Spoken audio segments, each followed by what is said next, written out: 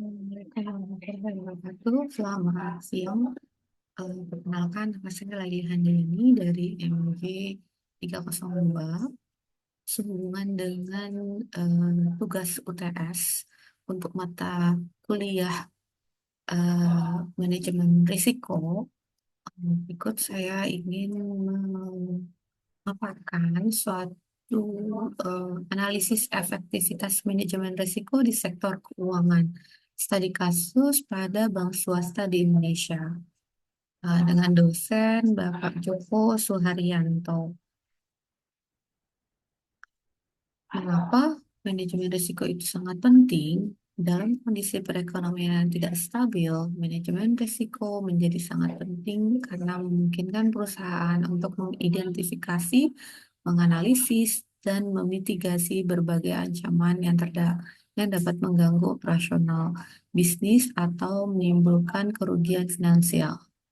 Inflasi yang tak terduga, perubahan suku bunga dan jatuhnya pasar pada dapat dengan cepat berdampak negatif terhadap kelangsungan bisnis karena ketidakstabilan ekonomi.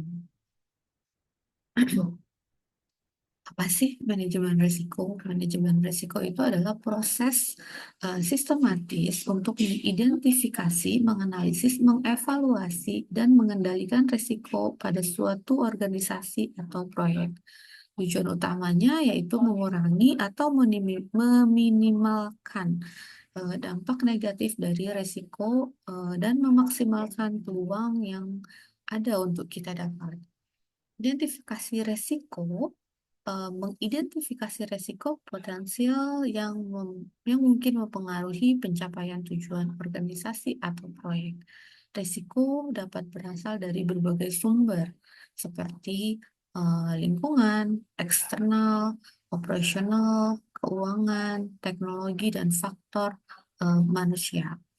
Selain risiko-risiko utama yang umum di perbankan seperti kredit, likuidasi, operasional, pasar, juga menyoroti pentingnya risiko strategik dan model dalam konteks perbankan Indonesia.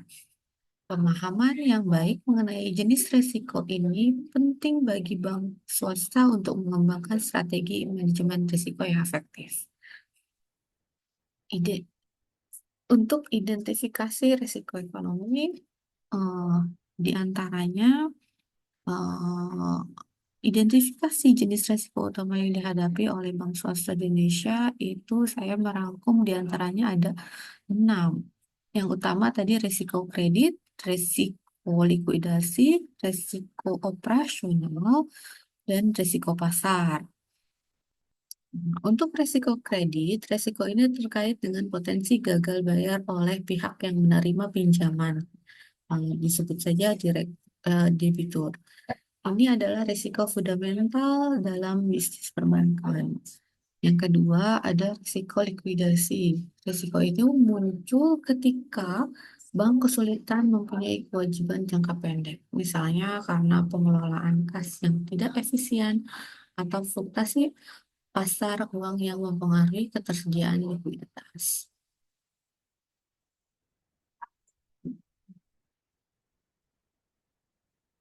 Yang ketiga itu ada risiko operasional. Risiko ini disebabkan oleh berbagai faktor, terutama kesalahan manusia, kegagalan sistem teknologi informasi atau TI, kurangnya pelatihan dan pengawasan yang lemah. Risiko utama yang keempat adalah risiko pasar. Risiko ini berkaitan dengan perubahan kondisi pasar yang dapat mempengaruhi nilai aset dan liabilitas bank. Contohnya seperti volatilitas pasar yang menyebabkan perubahan mendadak dalam suku bunga, nilai tukar, dan harga komoditas. Risiko yang lainnya yang tidak kalah penting adalah risiko strategik. Para bankir terus berinovasi dalam mengembangkan produk dan layanan keuangan yang tidak hanya kompetitif, tetapi juga mampu menghadapi tantangan dan ketidakpastian ekonomi global. Ini secara secara implisit menyinggung risiko strategik, yaitu risiko kegagalan dalam mencapai tujuan strategis bank akibat perubahan lingkungan bisnis. Yang keenam ada resiko model. Kecukupan model risiko yang kadang tak cukup robust untuk kondisi pasar ekstrem. Ini mengindikasikan adanya risiko model, yaitu risiko yang ketidakakuratan model yang digunakan untuk mengukur dan mengelola risiko. Evaluasi strategi mitigasi risiko yang dapat digunakan. Penerapan mitigasi risiko adalah bagian penting dari manajemen untuk menghindari atau mengurangi risiko-risiko yang dapat mempengaruhi jalannya bisnis perusahaan. Dengan mengidentifikasi nilai dan mengambil langkah-langkah yang sesuai untuk mengelola risiko, perusahaan dapat menghadapi masa depan dengan lebih percaya diri dan mengurangi kemungkinan dampak negatif yang tidak diinginkan. Untuk menghadapi tantangan manajemen risiko, berikut beberapa strategi mitigasi yang diterapkan oleh bank swasta. Di antaranya, satu, penguatan kebijakan dan prosedur manajemen risiko. Dua, pemanfaatan teknologi modern, itu bisa dengan menggunakan teknologi big data, AI, dan machine learning untuk menganalisis potensi risiko secara real time. Tiga, nah, ini lebih penting pelatihan dan pengembangan sumber daya manusia. Yang keempat, pengembangan regulatory technology, otomatisasi proses pelaporan kepada regulator seperti OJK untuk memastikan kepatuhan dan mengurangi beban administratif supaya semua tepat waktu dan tidak ada denda atau beban administratif. Untuk menghadapi tantangan manajemen risiko, berikut adalah beberapa strategi mitigasi yang diterapkan oleh bank swasta. Nomor 5 adalah kolaborasi dan pertukaran informasi, berkomunikasi dan koordinasi secara aktif dengan regulator seperti OJK yang memastikan pemahaman yang sama mengenai regulasi dan implementasinya. Yang keenam,